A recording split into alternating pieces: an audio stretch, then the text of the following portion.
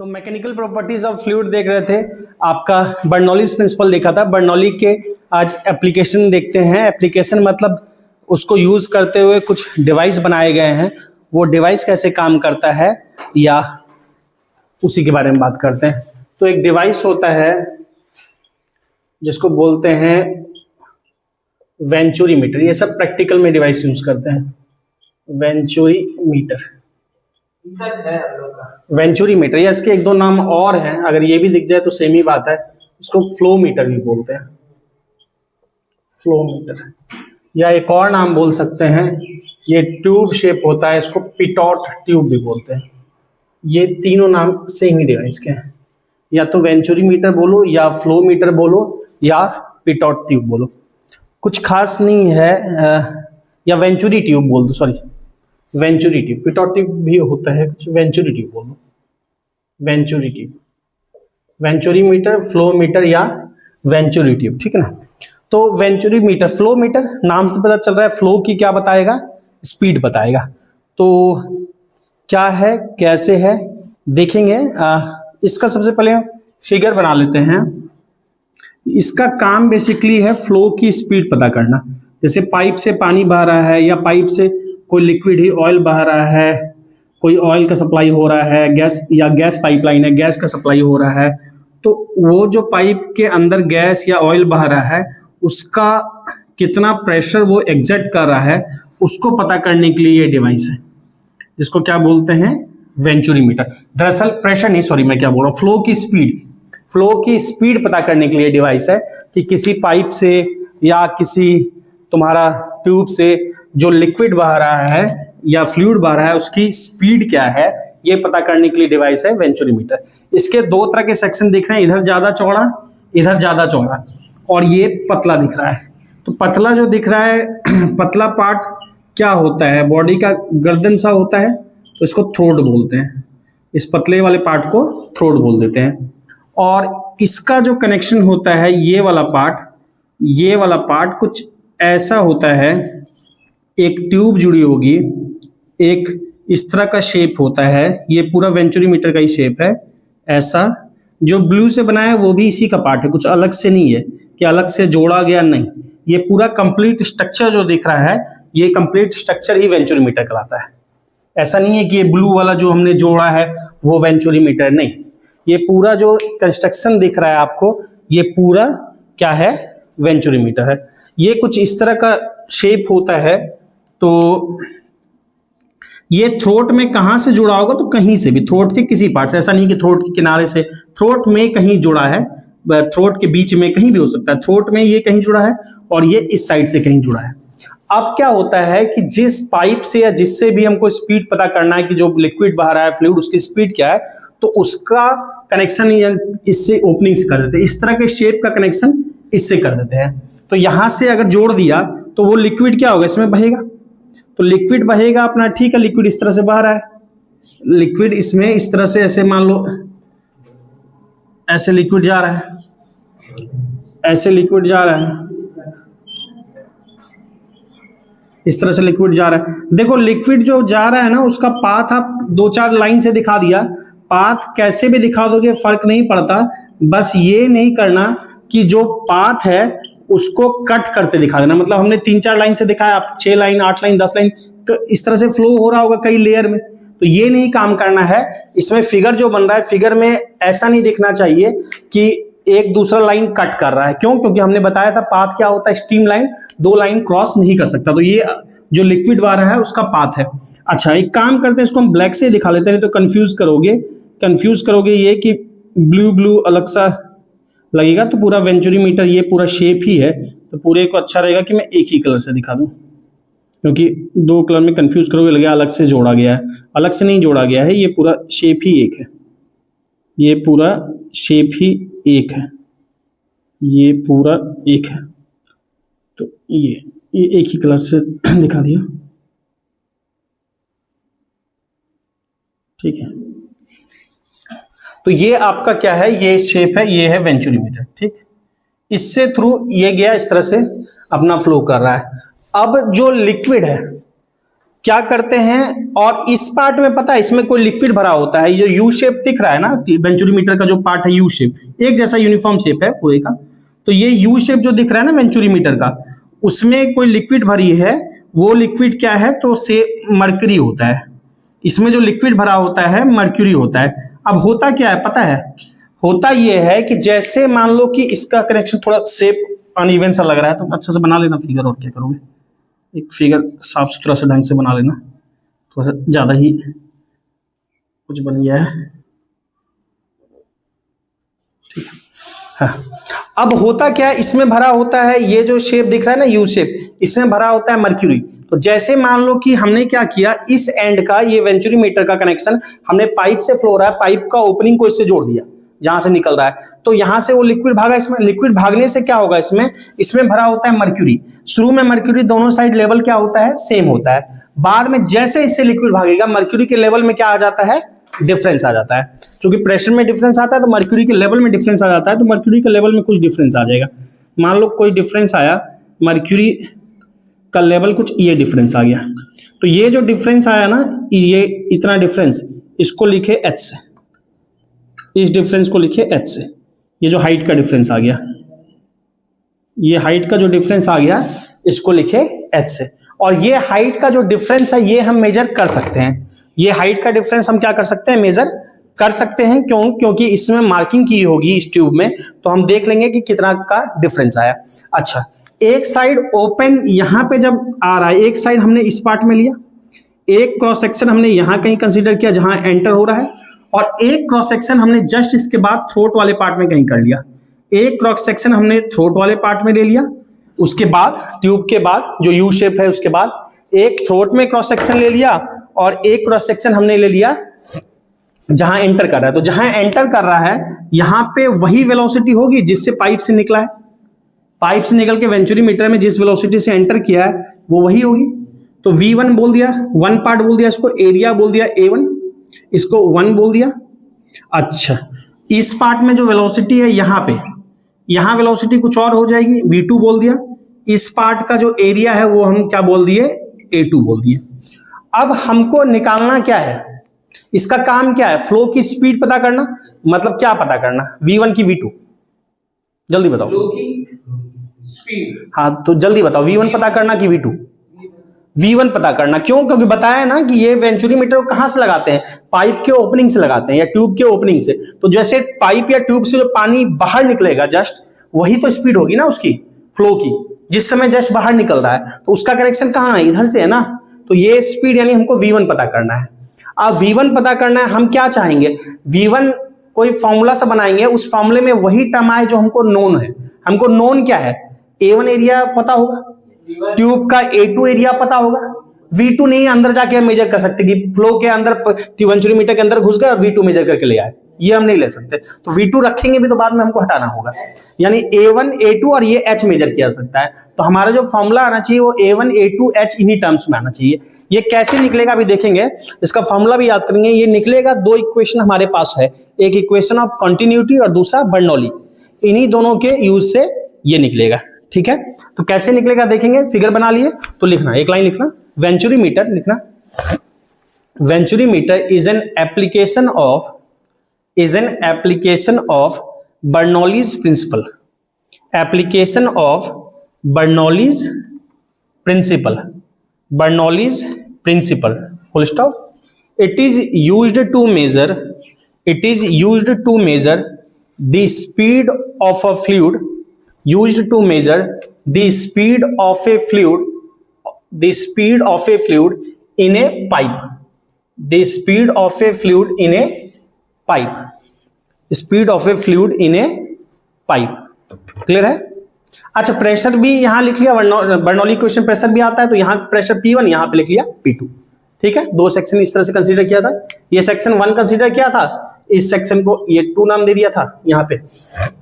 अब देखो हमारे पास है एक equation of continuity by equation of continuity, और ये सारी बातें चूंकि बर्नौली ही आइडियल फ्लूइड के लिए लग रहा है, तो ये सारी बातें आइडियल फ्लूइड के लिए ही होगी।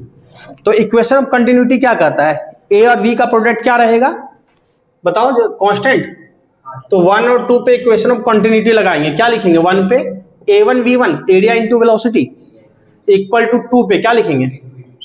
A2 V2, A1 V1 equal to A2 V2। यहां पे जैसा नीड होगा हम आगे देखेंगे। अब हम देख रहे हैं by Bernoulli's equation. Bernoulli's equation, Bernoulli's equation, Bernoulli's equation क्या होता है? 3 तरह की एनर्जी का सम था, प्रेशर प्लस P प्लस क्या था? Half rho V square plus rho g h equal to constant.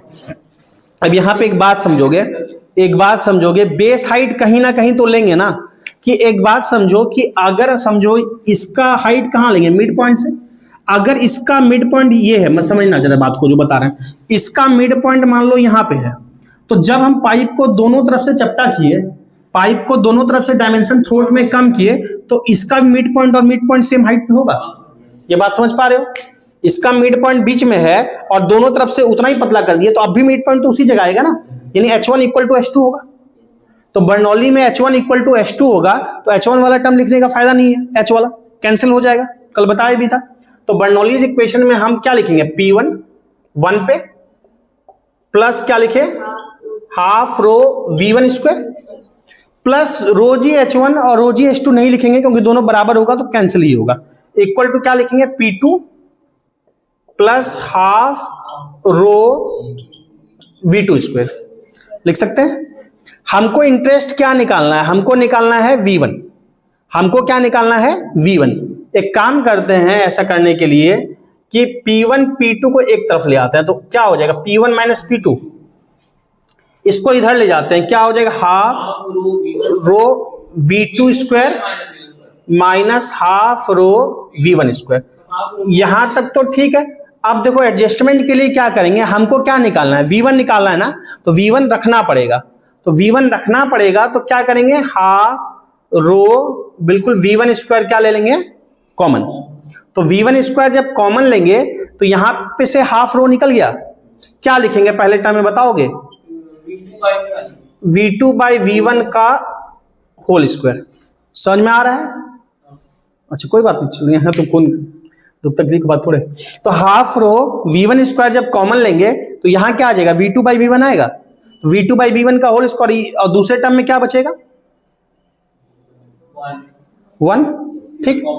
अब देखो हमको P1 माइनस P2, जरा समझना, ठीक बात है, P1 minus P2 equal to half rho V1 square. Rho V1 square तो ठीक है, चूंकि हमको V1 चाहिए तो V1 तो रखेंगे।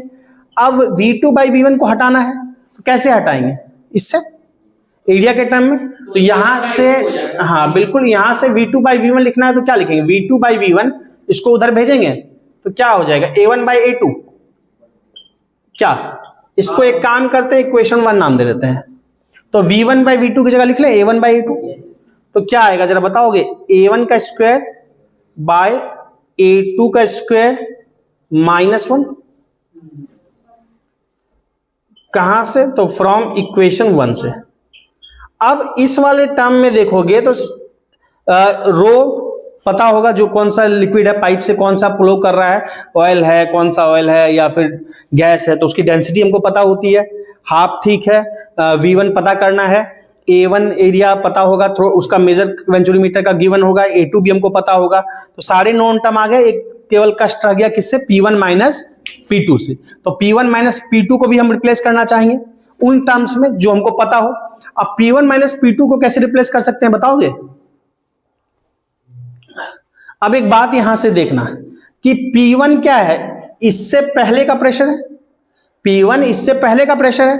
अब इस प्रेशर से ये लिक्विड इसमें जा रहा है, उसकी वजह से क्या हुआ? इधर और इधर में क्या हुआ? प्रेशर का डिफरेंस आया तो हाइट आ गया। हाइट के शुरू में क्या था? दोनों साइड बराबर हाइट पे था। हाइट का जो डिफरेंस आया किसकी वजह से आया? प्रेशर के डिफरेंस की वजह से। तो इधर प्रेशर मान लो 10 पास्कल था और इधर प्रेशर मान लो कुछ हो गया से तुम्हारा से कुछ मान लो 4 पास्कल, तो 6 पास्कल कहां चला गया? ये हाइट का डिफरेंस लाने में खर्च हो गया। यानी प्रेशर जो, और प्रेशर याद करो क्या लिखते थे? रो जी एच लिखते हैं। तो P1 प्रेशर और P2 के प्रेशर के डिफरेंस की वजह से ये प्रेशर डिफरेंस आया ना। मान लो इधर 10 प्रेशर था और इधर 6 दिखा, तो 4 कहां गया? 4 प्रेशर यहां चला गया, 4 प्रेशर रो जीएच में चला गया, तो 10 इक्वल टू 4 प्लस 6 लिख सकते हैं। तो P1 minus P2 equal to क्या लिखेंगे, रो जीएच। समझ में आ रही है बात? तो यहां से हम क्या लिखेंगे कि now P1 minus P2 equal to rho इसमें जो लिक्विड भरा था इसमें मर्क्यूरी भरा होता है, तो हम रो एम लिख लिए, मर्क्यूरी के एम से लिख लिए, तो रो एम जी एच। रो किसकी डेंसिटी है, यहां पे जो भरा है इसमें, और इसमें सॉरी इसमें जो है, इसमें क्या लिया है, तो हमने मर्क्यूरी लिया, मर्क्यूरी। ये किसकी डेंसिटी है, तो डेंसिटी मर्क्यूरी की है, डेंसिटी ऑफ मर्क्यूरी। ठीक, तो लिख सकते हैं रो एम जी एच। अब हम क्या करें, इसके जगह पे रख देते हैं rho m g h. So P1 minus P2 की जगह पे रख दिया rho m g h equal to उधर क्या है, हाफ रो V1 स्क्वायर। एक काम करते हैं, एलसीएम ले लोगे, एलसीएम क्या आ जाएगा, नीचे आ जाएगा A2 square, A1 square minus A2 square. हमको क्या निकालना था, V1 निकालना था। तो V1 का स्क्वायर जब लिखेंगे तो 2 उधर जाएगा, तो क्या लिखाएगा जरा बताओ, 2 बिल्कुल ठीक है, बताओ, रो एम जी एच इंटू क्या लिखेंगे, A2 का स्क्वायर, और नीचे क्या आ जाएगा, डिवाइड बाय A1 का स्क्वायर माइनस A2 का स्क्वायर, और ये कितना है, V1 का स्क्वायर। तो V1 इक्वल टू क्या आ जाएगा, अंडर रूट। तो V1 इक्वल टू पूरे पे क्या हो जाएगा, अंडर रूट। तो V1 इक्वल टू कैसे आया, ठीक है, साथ में याद भी रखना, ये फॉर्मूला इंपॉर्टेंट है। तो V1 equal to 2 rho m g h into A2 square by A1 square minus A2 square. अब इसमें देखोगे सारे टर्म हमको पता है, rho m g h mercury की डेंसिटी हमको पता है, 2 तो क्या है, कांस्टेंट है, पाइप का क्रॉस सेक्शन एच डिफरेंस हम इसमें मेजर कर सकते हैं, इसमें मार्किंग बना होता है, देख सकते हैं कितना डिफरेंस है, A1 A2 हमको पता है। तो ये फॉर्मूला आता है स्पीड का। तो इस तरह से हम किस स्पीड से पाइप इसमें वेंचुरी मीटर में लिक्विड एंटर किया है, उस पाइप के थ्रू हम पता कर सकते हैं, और वही स्पीड क्या है उससे जो फ्लो हो रहा था, क्योंकि उसका कनेक्शन जैसे हमने वेंचुरी मीटर से किया तो पूरा कनेक्शन ही क्या हो गया, एक हो गया, पैक हो गया। तो जैसे जिस स्पीड से एंटर किया वो गॉज प्रेशर ही अंदर का, क्योंकि वेंचुरी मीटर भी उसी का पाइप का पार्ट हो गया, तो जिससे वेंचुरी पाइप में बह रहा है उसी से वेंचुरी मीटर में बह रहा है, तो एक ही वो स्पीड हो गया। तो हमको V1 क्या हो गया, पता लग गया, किससे, इन सब के हेल्प से। हाइट में जैसे डिफरेंस आया इस फॉर्मूले से हमने पता कर लिया। तो इस तरह से वेंचुरी मीटर क्या बताता है, स्पीड बताता है। याद करोगे, थोड़ा सा अरेंज करके फॉर्मूला लिखोगे कैसे, 2 rho m g h into A2 square by A1 square minus A2 square. इसको नोट डाउन कर लो, फिर बात करते हैं। तो क्लियर है ये फॉर्मूला। देखो इसमें क्या है, फॉर्मूला तो याद रखना ही। देखो आप क्या कर रहा है, जेई इस बार का भी जो क्वेश्चन पूछा है जेई मेन का, बहुत आसान क्वेश्चन पूछा है फ्लूइड से, लेकिन क्या करता है ना, आसान में ऐसा नहीं करता है कि एकदम शुरुआत का फॉर्मूला पूछ लेगा। फार्मूले पे ही पूछना है तो थोड़ा सा तो आगे जाएगा जो फॉर्मूला रखने में दिक्कत हो। जैसे आपसे सिंपल फ्लूइड में पूछना है तो सीधा रो जीएच पे जनरली कोशिश नहीं करेगा, जहां पे भूलते हो, जैसे आगे चल के हम टर्मिनल वेलोसिटी देखेंगे, उसका फॉर्मूला आता है, उस पर क्वेश्चन पूछा था। जैसे इसमें फॉर्मूला है, थोड़ा सा कुछ चीजें ज्यादा लिखी है तो इस पे पूछ दिया, अब फॉर्मूला ही नहीं पता, पूछा है इस बार, क्वेश्चन सिंपल ही रहेगा। अब हमको यही फॉर्मूला याद नहीं है, वो सिंपल तुमको रो एम दे दिया, जी पता है, एच पता है, A2 A1 सब पता है, सीधा V1 निकालना है। लेकिन बस इसके लिए एक ही छोटा सा कंडीशन है कि फॉर्मूला याद रखना, और इस तरह का पूछा है इस बार के भी जेईई मेन में देखोगे तो टर्मिनल वेलोसिटी का आगे चल के हम देखेंगे, अगले लेक्चर में ही देख लेंगे फॉर्मूला। तो टर्मिनल वेलोसिटी पे क्वेश्चन पूछा है, बस उसके साथ क्या है, बहुत सिंपल है, लेकिन वही टर्मिनल वेलोसिटी का फॉर्मूला याद नहीं रहता है। 2/9 हम देखेंगे, R स्क्वायर ऐसा करके आएगा, तो ठीक है। अभी देखो इसमें एक तो ये फॉर्मूला बन गया, एक फॉर्मूला और क्या होता है डिस्चार्ज का, एक फॉर्मूला और होता है डिस्चार्ज का। डिस्चार्ज क्या होता है, डिस्चार्ज का मतलब जो लिक्विड बाहर आ रहा है, वो वॉल्यूम लिक्विड का जो बाहर आ रहा है या फ्लूइड का, पर सेकंड कितना वॉल्यूम बाहर आ रहा है उसी को डिस्चार्ज बोलते हैं। डिस्चार्ज का मतलब उस पर्टिकुलर लिक्विड का कितना वॉल्यूम पर सेकंड बाहर निकल रहा है, इसी को क्या बोलते हैं, डिस्चार्ज।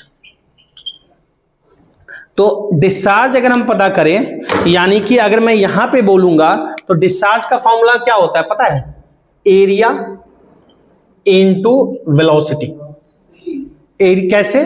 एरिया देखोगे क्या होगा, metre square, area metre square, और वेलोसिटी क्या हो गया, मीटर पर सेकंड।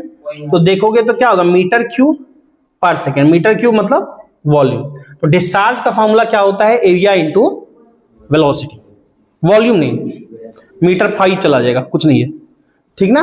तो वॉल्यूम, डिस्चार्ज का मतलब क्या है, डिस्चार्ज बोले या फिर बोले तो वॉल्यूम जिसका भी जो भी बाहर है, वॉल्यूम ऑफ जो भी लिक्विड है flowing out per second, volume of liquid flowing out per second, per second. तो डिस्चार्ज का फॉर्मूला पता है, तुम अगर एरिया इंटू वेलोसिटी का प्रोडक्ट करोगे ना तो देखोगे वो हर जगह क्या है, सेम ही है। यानी क्यू अगर मैं बोलता हूं तो ये बोलूंगा A1 इंटू V1, क्यू क्या बोलूंगा, एरिया इंटू वेलोसिटी। V1 हम निकाल चुके हैं और A1, अब इसको मल्टीप्लाई कर देंगे इससे। अब इसमें देखोगे मल्टीप्लाई कर, A2 स्क्वायर है ना, बाहर निकालोगे तो क्या होगा, A2 स्क्वायर बाहर निकालोगे क्या होगा, A2। तो थोड़ा सा मैंने अरेंज करके लिख रहा हूं, इसको मल्टीप्लाई करेंगे, A2 का स्क्वायर बाहर निकालेंगे तो A2, क्या फॉर्मूला बोला, A1 into A2 by under root 2 row m GH by A1 square minus A2 square. ये फॉर्मूला किसका हो जाएगा, डिस्चार्ज का।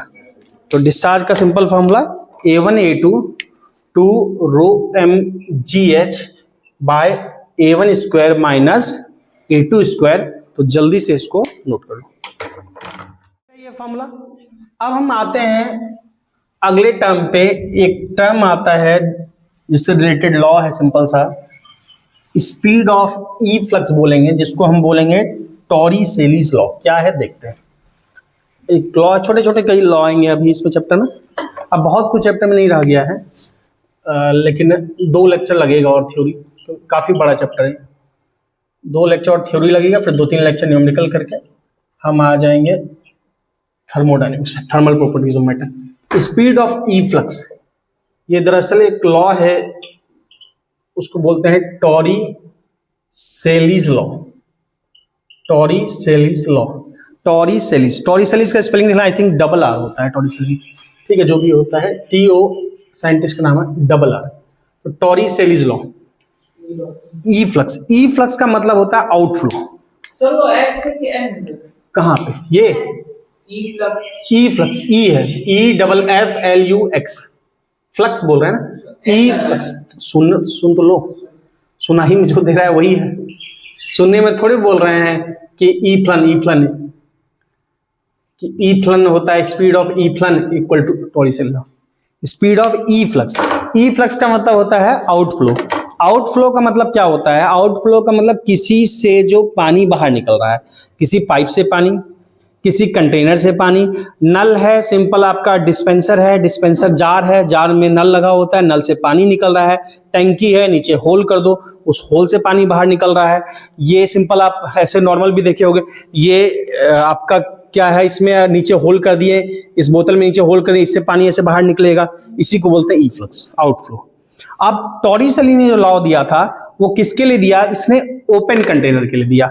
मतलब एक तो ये है, पानी भरा है इसमें, मैं होल कर दूंगा या कहीं पे नीचे होल कर दूं तो पानी किस स्पीड से निकलेगा, एक तो ये हो गया, ये अभी क्लोज है पूरा।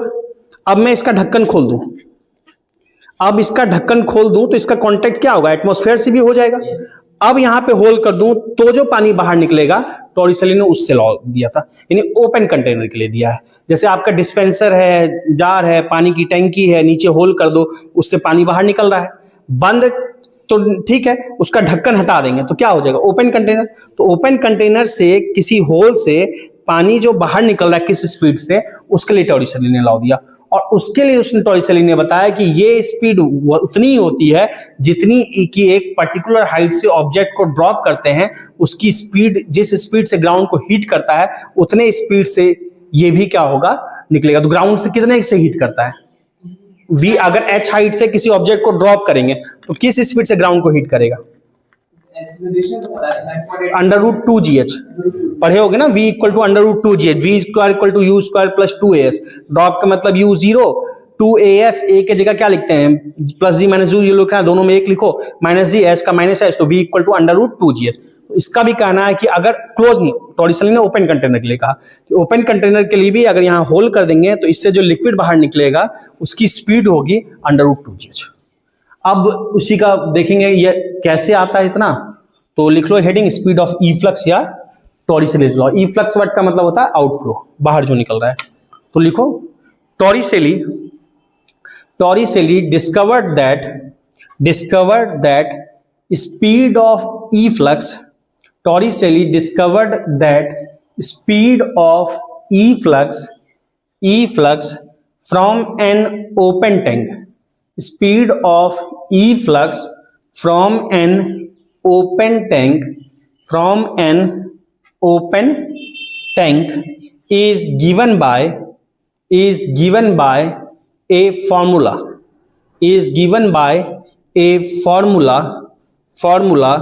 identical to that of freely falling body, identical to that of freely falling body। तो क्लियर है। अब देखो क्या है, टॉरिसेली ने किसके लिए दिया था, तो इसने ओपन कंटेनर के लिए दिया था। मैं थोड़ी देर के लिए भी बात कर रहा हूं क्लोज कंटेनर के लिए, क्लोज के लिए बात करेंगे, उसी से हम ओपन भी देख लेंगे। मान लो एक क्लोज कंटेनर ये है, ठीक है, इसमें कहीं भी छोटा सा होल कर दिए, कहीं भी इच्छा हो, यहाँ पे मान लो होल कर दिए, तो यहाँ पे होल कर दिया, तो इस होल से ऐसे लिक्विड बाहर निकलेगा, तो ये लिक्विड बाहर निकलेगा, इस होल को छोटा सा ये होल कर दिया, ठीक, और ऊपर भी इसमें पानी भरा होगा या जो भी लिक्विड है भरा होगा किसी हाइट तक, मान लो इस हाइट तक भरा हुआ है, इस हाइट तक भरा है, और ये अभी है क्लोज टैंक, और हमने क्या कर दिया, इसमें होल कर दिया। तो किसी हाइट पे किया होगा, तो ये जो हाइट है, ये हाइट कितना है, तो से कुछ h हाइट है, ये हाइट जो है इसका अगर अंडर रूट 2gs लिख रहे हैं ना, तो h ये होगा, h ये होगा, ये h होगा, और ये होगा, ये मान लो y1 मान लिया सर, तो उसको y2 minus h, y2 minus h नहीं, ये जितना जो डिफरेंस है ना, तो वो होता है अंडर रूट 2gh। जैसे किसी बॉल को किसी हाइट से ड्रॉप करते हैं ना, तो बॉल को जिस हाइट तक, यहाँ पानी जिस हाइट तक उसके ऊपर भरा हुआ है, वो होता है अंडर रूट 2gh। मतलब कि जो फॉर्मूला है अंडर रूट 2gh, वो h, ये h है, सॉरी ये h नहीं है, ठीक है ना, ये वाला h नहीं है, ये वाला h है, ठीक है, और ये हाइट y1 मान लिया, ये हाइट क्या मान लिया, y2। तो अब जरा लगाते हैं equation of continuity. Equation of continuity क्या कहेंगे, a1 v1 a2 v2। अब एक बात समझो, a1 v1 equal to a2 v2, क्या एरिया a1 और a2 में, एक बात देखोगे यहां से अगर मुझे लिखना है वेलोसिटी, दैट इज v2, तो v2 क्या बोलेंगे, a1 bye a2 into v1। क्यों v2 लिखे, क्योंकि v2 को हटाएंगे तो देखेंगे, तो ये होगा। अब एक बात बताओ, क्या a2 बहुत बड़ा है कंपेयर टू a1? एक कोई पानी की टंकी है, कोई डिस्पेंसर है, उसका जो ऊपर का एरिया होता है, उस कंपेयर में एक छोटे से होल का एरिया नेग्लिजिबल नहीं होता है। पानी की टंकी नॉर्मल है, उसका ऊपर का एरिया बहुत बड़ा होता है ना, कंपेयर टू छोटा सा होल। ये तुम्हारा क्या होगा, a1 बहुत छोटा होगा कंपेयर टू a2। अगर ये बहुत छोटा होगा, समझना, डिनोमिनेटर क्या है, बहुत बड़ा है, न्यूमरेटर बहुत छोटा है, तो ये रेशियो बहुत छोटा हो जाएगा, तो ये रेशियो बहुत छोटा आ जाएगा, इसलिए v2 लगभग 0 होगा, v2 अप्रॉक्स 0। और इसलिए आप देखना भी, पानी की टंकी है, उससे पानी नीचे मान लो नल से बाहर निकल रहा है, तो आपको ऊपर का स्पीड नजर नहीं आएगा, ऊपर का मोशन नहीं लगेगा। अगर पानी बाहर निकल रहा आ रहा है नॉर्मल नल से नीचे टंकी से, या फिर आप डिस्पेंसर भी जार है पानी का, उससे पानी नल से नीचे आ रहा है, तो ऊपर आपको स्पीड नहीं दिखेगा टॉप पे, वो क्योंकि स्पीड क्या हो जाता है, v2 बहुत छोटा हो जाता है, लगभग क्या हो जाता है, 0। अब हम यहाँ पे बर्नौलीज प्रिंसिपल लगाते हैं, एक बार में लिख लेना, कंप्लीट कर लेते हैं, कोई बहुत बड़ा नहीं है, तो बार बार गैप होगा तो टाइम भी लगेगा, ज़्यादा कुछ है नहीं। तो देख लेते हैं। अब देखो बाय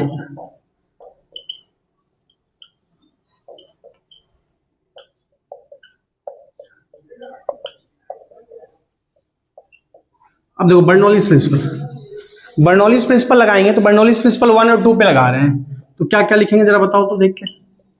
1 पे प्रेशर क्या लिखेंगे, P1 प्लस क्या होता है हाफ रो 1 पे वेलोसिटी V1 स्क्वायर, जो लिक्विड है उसकी डेंसिटी रो है, प्लस दोनों हाइट में डिफरेंस है, यहाँ पे सेम नहीं है तो हाइट लिखना पड़ेगा, रो जी एच लिखते हैं, रो जी Y1। 2 पे क्या लिखेंगे P2 प्लस रो देखो plus half rho V2 square plus rho g H2 sorry Y2 यहां पे लिखे रो जी Y2। यहां पे V2 बहुत छोटा है, V2 बहुत छोटा है, लगभग 0 है, देखा हमने, तो ये वाला टर्म क्या हो जाएगा, लगभग 0, ये 0 हो जाएगा। तो यहां से हमको निकालना क्या है, हमको इंटरेस्टेड क्या हम निकालने में, V1 निकालने में, हमको क्या निकालना है V1, तो बाकी को एक तरफ ले आते हैं, V1 को इधर रखते हैं। तो देखो यहाँ पे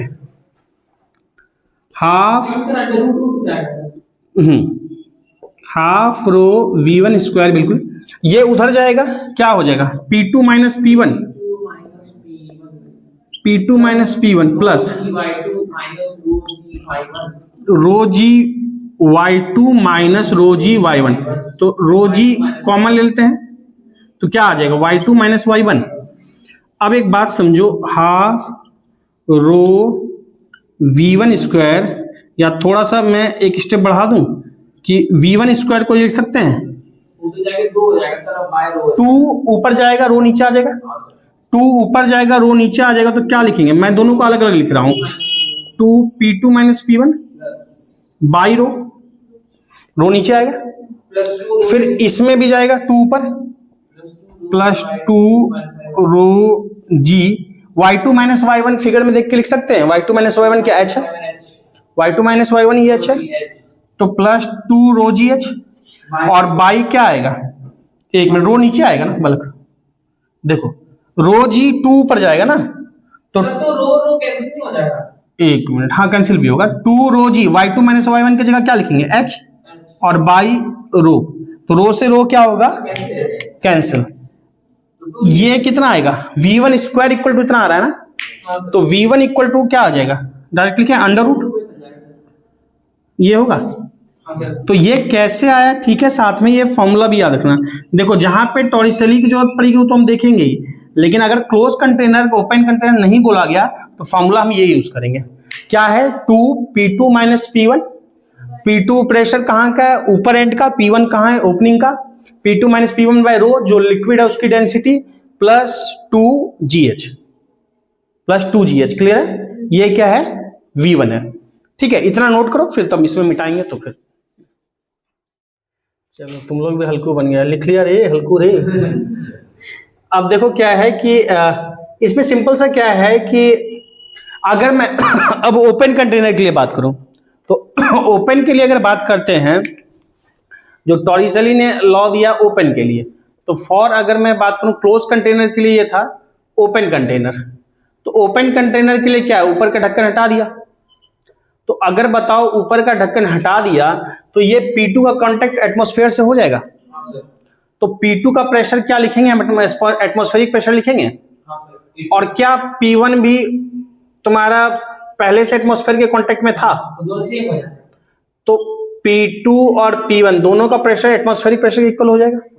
P1 देखो ऑलरेडी ओपन एंड पहले से था, तो इसका जो प्रेशर है वो तो एटमॉस्फेयर के इक्वल होगा ही, और अब इसको भी ढक्कन हटा दिया, इसका प्रेशर किसके इक्वल हो गया, एटमॉस्फेयर के, तो दोनों प्रेशर क्या हो जाएगा, सेम हो जाएगा। यहाँ पे जो ये प्रेशर है ना P1, ये दरअसल किसके इक्वल है, ये जो P1 है ये इक्वल किसके है, P0 के, दैट इज एटमॉस्फेरिक प्रेशर, क्यों, क्योंकि इसका ऑलरेडी ओपन एंड कनेक्शन है, ठीक है ना। यहाँ पे अब अगर इसको भी खोल दे तो ये भी एटमॉस्फेरिक प्रेशर, ये भी, तो दोनों क्या हो जाएगा इक्वल, तो ये दोनों क्या हो जाएगा 0, तो ये 0 हो जाएगा, तो V1 इक्वल टू कितना आ जाएगा अंडर रूट 2GH, तो यही टॉरिसेली ने दिया था।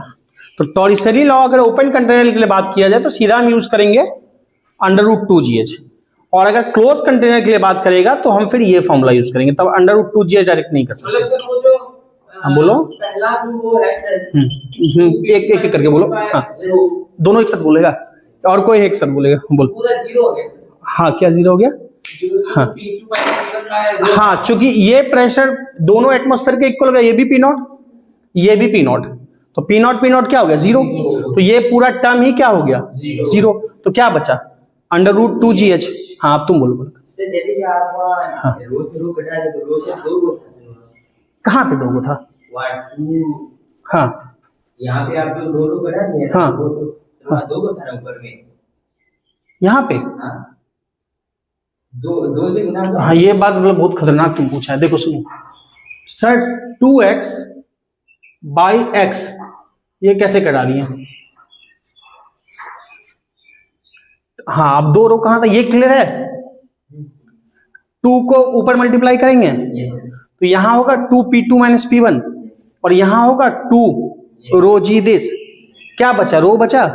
रो से डिवाइड करें, यहां आएगा बाई रो आएगा और यहां पे भी बाई रो आएगा, तो इस रो से इस रो कैंसिल होगा। तो कौन सा रो तुमको खोज रहा है तुम? हाँ अच्छा, तुम सही में हल्कू रे हो गया है। ठीक है रे, समझ गया? हाँ कोई दुख तकलीफ?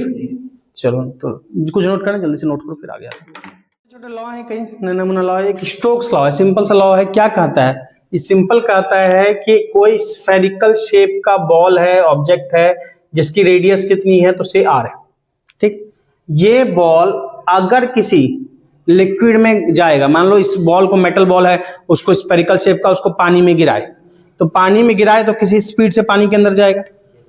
उसी को अगर तुम कोई दूसरा लिक्विड, हनी हो, उसमें कुछ और स्पीड से जाएगा, ऑयल हो किसी और स्पीड से जाएगा। तो ये बात कर रहा है जब कोई जा रहा है पानी में तो कितना फोर्स उस पर लगेगा।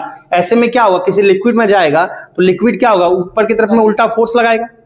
वो कितना फोर्स लगाएगा उसी के लिए ये लॉ दिया गया है, फॉर्मूला दिया गया है। क्लियर है? तो लिखो, जैसे पानी में सिंपल हाथ को डुबाना चाहते हो या मग को या बाल्टी को पानी में ऐसे कंप्रेस करना चाहते हो, ऊपर लगाता है फोर्स। उसी तरह कोई लिक्विड में जब स्फेरिकल मेटल जाता है तो लिक्विड क्या होगा, ऊपर की तरफ एक फोर्स लगाता है जिसको स्टोक्स लॉ बोलते हैं। लिख लो, क्या है लॉ ही बताता है फोर्स कितना। लिखो, according to it the backward viscous force, according to it board पे लिखा है, the backward viscous force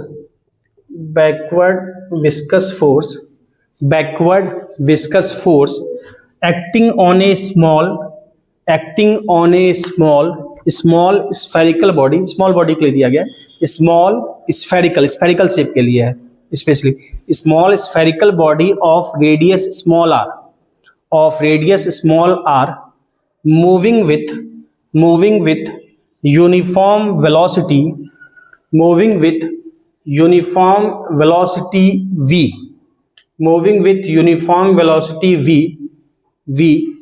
through fluid of viscosity eta। तो ये दिया गया है is given by f, यानी कोई स्मॉल स्फेरिकल बॉडी है, वो जा रहा है किसी लिक्विड में कितने वेलोसिटी से, तो v से, और जिसमें जा रहा है उसकी विस्कोसिटी कितनी है, ईटा। तो फ्लूइड में किसी फ्लूइड लिक्विड गैस दोनों हो सकता है, तो उसके लिए F इक्वल टू जो फॉर्मूला दिया गया है वो दिया गया है 6 पाई ईटा आरवी। इसको एज इट इज याद रखना होगा, क्योंकि यही लॉ है। F equal to 6 pi eta r v, F equal to 6 pi eta r v. तो F इक्वल टू कितना आता है, 6 पाई ईटा आरवी। ठीक है, ये है एक छोटा सा और लॉ है, उसको भी देख लेंगे तो ये तुम्हारे छोटे छोटे लॉ की कहानी खत्म हो जाएगी। फिर अगले जो क्लास होगा उसमें हम देखेंगे सरफेस टेंशन वगैरह, कैपिलरी राइज जो होता है, कैसे पेड़ पौधे वगैरह में या दिए में जो ऊपर तेल चढ़ता है उस सब के बारे में, और फिर आर्किमिडीज प्रिंसिपल। तो थ्योरी में उतना ही रह जाएगा, फिर क्वेश्चन वगैरह करेंगे। तो एक छोटा सा लॉ है, देख लिया जाए। लॉ क्या मतलब, वेलोसिटी है। ये जो v लिखा है ना, ये जो v लिखा है इसको दरअसल बोलते हैं टर्मिनल वेलोसिटी। जो फ्लूइड के अंदर वेलोसिटी होती है इसको बोलते हैं टर्मिनल वेलोसिटी। इसी टर्मिनल वेलोसिटी का फॉर्मूला है, इसी टर्मिनल वेलोसिटी का क्या देख रहे हैं, फॉर्मूला। तो इसमें क्या क्या है, मान लो एक स्फेरिकल बॉडी नीचे आ रहा है तो नीचे क्या लगेगा, एक तो इसका वेट लगेगा W, और क्या लगेगा, एक ये वाला फोर्स लगेगा। देखा लॉ क्या कहता है, स्फेरिकल बॉडी किसी फ्लूइड में नीचे आ रहा है तो उस पर बैकवर्ड फोर्स लगता है, मतलब नीचे की तरफ आ रहा है तो फोर्स क्या लगेगा, ऊपर लगेगा, ये वाला 6 पाई ईटा RV ये लगेगा। और कोई लगेगा, और कोई फोर्स, एक लगता है बॉयंसी फोर्स, एक हो लगता है बॉयंसी फोर्स या क्या बोलते हैं बॉइंट फोर्स, एक बोलते हैं फोर्स ऑफ बॉयंसी या बॉइंट फोर्स, बॉइंट फोर्स या फोर्स ऑफ बॉयंसी। मैं लिख देता हूं उसको FB से, ठीक है ना। ये आर्किमिडीज प्रिंसिपल में देखते हैं। तो इसके बारे में अगर अभी नहीं पता, ज्यादा परेशान नहीं होना है, इसके लिए थोड़ा सा बस हल्का सा जान लेंगे, और पुराने भी छोटे क्लास में पढ़े होंगे, ठीक है, बाकी डिटेल हम देखेंगे। इसको बोलते हैं बॉइंट फोर्स। आप सिंपल सा पढ़े हो ना आर्किमिडीज प्रिंसिपल, या पता भी होगा किसी ऑब्जेक्ट को जब किसी लिक्विड में डुबाते हैं तो एक फोर्स क्या लगता है, उल्टे डायरेक्शन में लगता है, जिसको क्या बोलते हैं बॉइंट फोर्स। किसी भी टाइप के ऑब्जेक्ट पे लगता है। आप सिंपल कुएं वगैरह से पानी भरोगे या फिर नॉर्मल भी बाल्टी है उसमें मग को डुबाना चाहो तो क्या होगा, ऊपर की तरफ एक धक्का लगता है, डुबाना डिफिकल्ट होता है, उसी को क्या बोलते हैं बॉइंट फोर्स। तो इस तरह से ये जा रहा है तो एक फोर्स क्या लगेगा, बॉइंट फोर्स भी लगेगा। क्लियर बात। अच्छा, अब एक तो होगा डेंसिटी किसकी, जो ऑब्जेक्ट जा रहा है उसकी डेंसिटी, और एक डेंसिटी किसकी होगी, लिक्विड की। तो यहां पे दो डेंसिटी है। ये जो ऑब्जेक्ट है, density of object, density of object, object जो लिक्विड में जा रहा है इसकी डेंसिटी हम मान लेते हैं सिग्मा। आप जो भी मानोगे वही ध्यान रखना। क्वेश्चन में मान लो डेंसिटी ऑफ जो लिक्विड है उसका सिग्मा दे देगा तो वही रहेगा। तो आपको ध्यान रखना है किसका माने हैं। हम ऑब्जेक्ट की डेंसिटी को सिग्मा मान लिए हैं और डेंसिटी ऑफ लिक्विड को मान लिए हैं कुछ रो। ध्यान रखना इसी के टर्म में, डेंसिटी ऑफ लिक्विड को मान लिए हैं रो। अब एक बात बताओ, इसमें नीचे की तरफ कौन फोर्स लग रहा है और ऊपर की तरफ कौन लग रहा है, नीचे लग रहा है। डेंसिटी कब से फोर्स हो गया बालक, नीचे फोर्स लग रहा है वेट, वेट ऑफ बॉडी, और ऊपर ये एक F फोर्स लग रहा है वो वाला स्टोक्स लॉ के अकॉर्डिंग, और एक कौन सा लग रहा है बॉइंट फोर्स। दो फोर्स ऊपर लग रहा है तो नीचे वाला फोर्स इक्वल टू क्या किया, ऊपर वाला फोर्स। वेट किसकी प्रॉपर्टी होती है, बॉडी की प्रॉपर्टी होती है वेट। अब देखो वेट को हम ये भी लिखते हैं, जरा समझना, W इक्वल टू हम क्या लिखते हैं, mg लिखते हैं, और मास को हम बोल सकते हैं क्या, डेंसिटी इंटू वॉल्यूम। मास को बोल सकते हैं डेंसिटी इंटू वॉल्यूम। तो वेट को हम बोल सकते हैं मास को लिखा डेंसिटी इंटू वॉल्यूम इंटू जी, तो वेट को बोल सकते हैं डेंसिटी इंटू वॉल्यूम इंटू जी। वेट को बोल सकते हैं डेंसिटी इंटू वॉल्यूम इंटू जी। तो वेट यहां पे किसका दिख रहे हैं, बॉडी का। तो डेंसिटी किसकी लिखेंगे, बॉडी की। तो density of body into volume. यहां हम टर्मिनल वेलोसिटी कौन सी वेलोसिटी होती है, जिस वेलोसिटी से फ्लूइड में एंटर करता है, मतलब जिस वेलोसिटी से फ्लूइड के अंदर फ्लो कर रहा है। जैसे इस बॉल को हम गिरा दिए पानी में, पानी के अंदर जिस वेलोसिटी से चल रहा है, या शहद है, शहद के अंदर जिस वेलोसिटी से जा रहा है, या ऑयल के अंदर जिस वेलोसिटी से जा रहा है, तो ये पूरा का पूरा ऑब्जेक्ट ही डूबा हुआ है। तो इसलिए वॉल्यूम क्या लिखे, इस पूरे का वॉल्यूम। तो इस पूरे का वॉल्यूम, वॉल्यूम किसका, डेंसिटी किसकी, चूंकि वेट बॉडी का बोल रहे हैं तो डेंसिटी बॉडी की, डेंसिटी इंटू वॉल्यूम इंटू जी। वॉल्यूम किसका, ऑब्जेक्ट का। तो इसका स्फेरिकल शेप है, वॉल्यूम कितना होगा, रेडियस r मान लिया, इसकी रेडियस जो है वो हमने मान लिया r, रेडियस r क्या होगा, वॉल्यूम।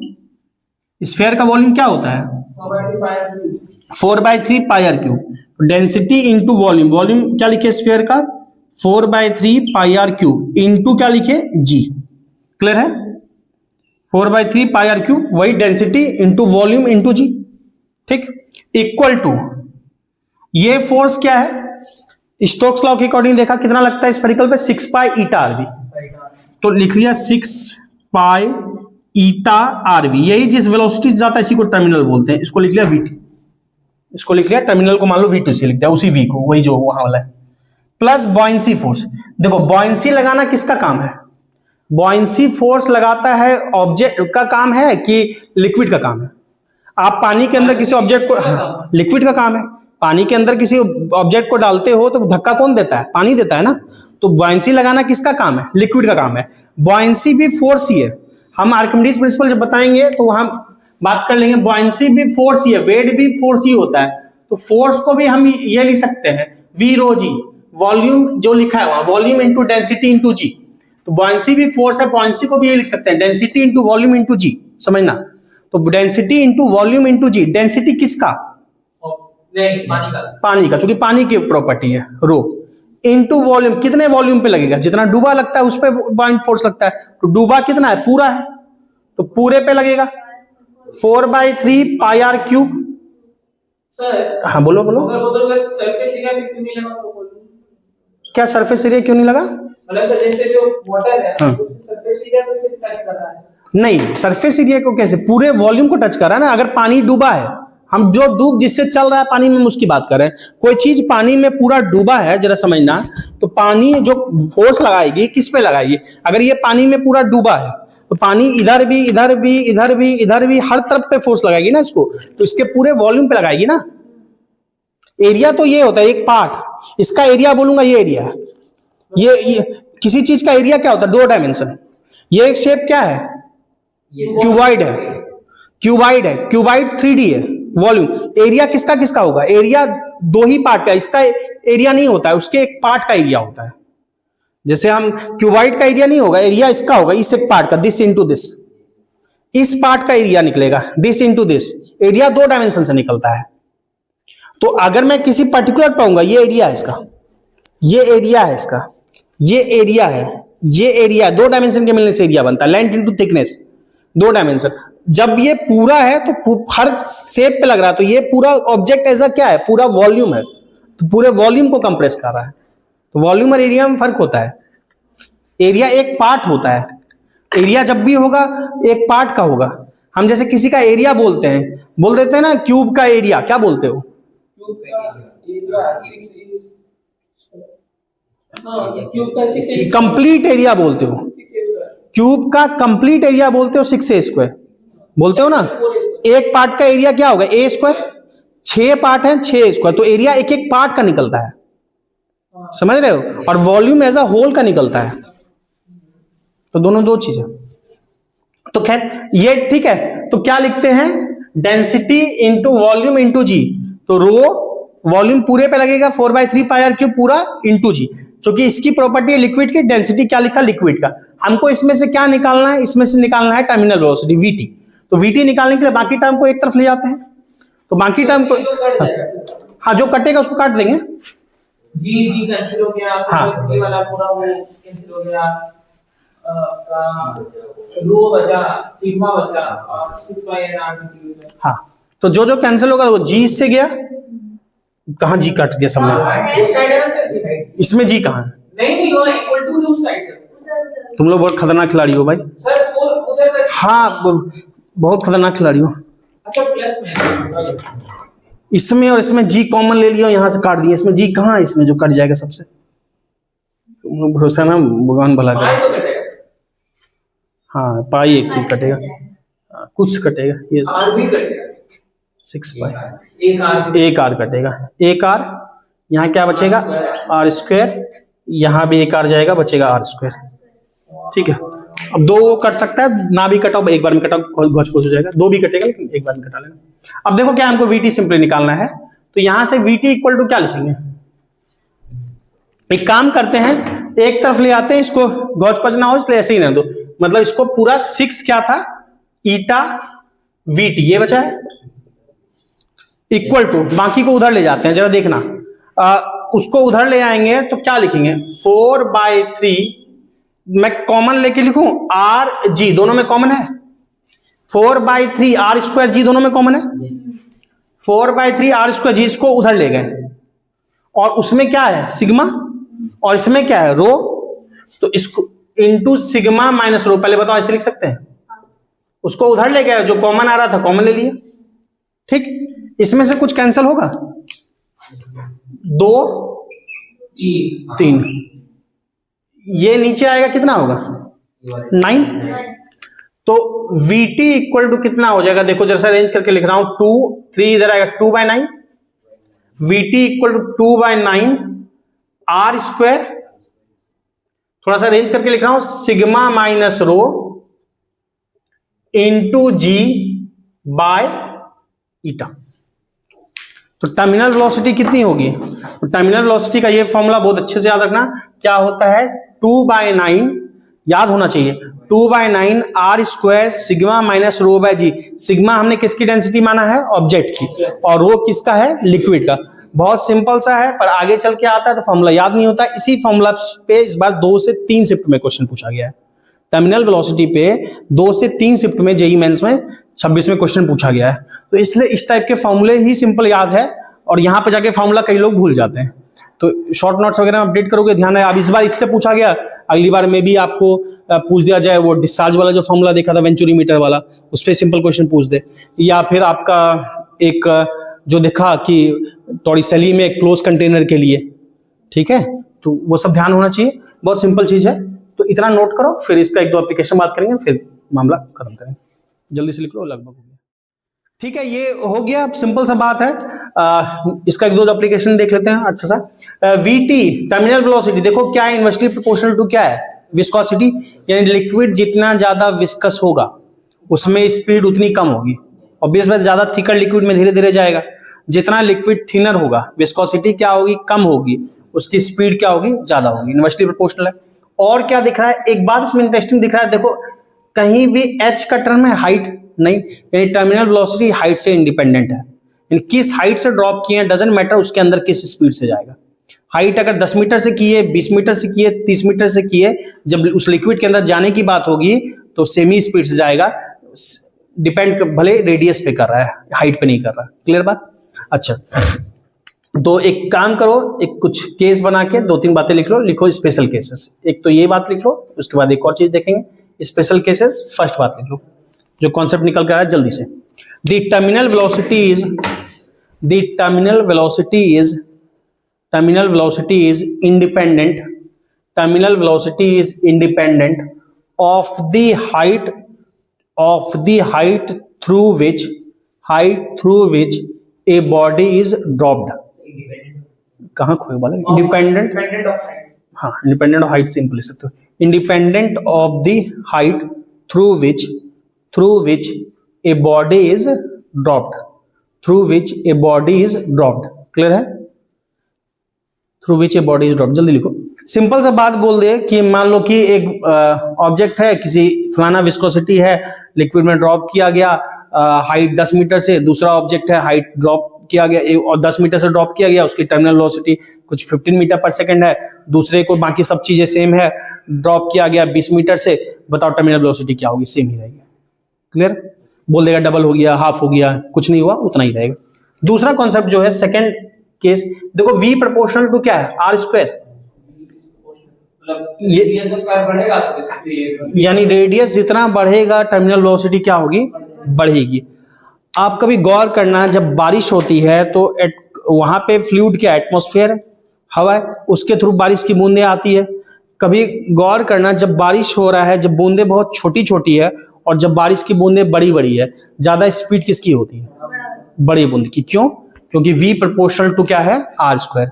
स्फेरिकल शेप होता है, सरफेस टेंशन का ना आगे देखेंगे, तो R जितना ज्यादा होगा, बड़ी बूंदें हैं, उसके लिए टर्मिनल वेलोसिटी उतनी ज्यादा होगी। इसलिए बारिश की बड़ी बूंदों का वेलोसिटी क्या लगता है, ज्यादा स्पीड से लगता है, पर छोटे छोटे फुहार जो होते हैं। ठीक, लिख लो सेकंड एप्लीकेशन, सेकंड जो भी है इसका स्पेशल के, सिंस या नोट देके लिखना, जैसे V proportional to R square, second में V proportional to R square, so bigger raindrops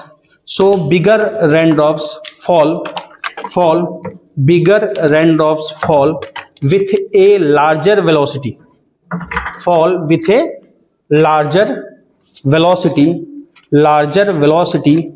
compared to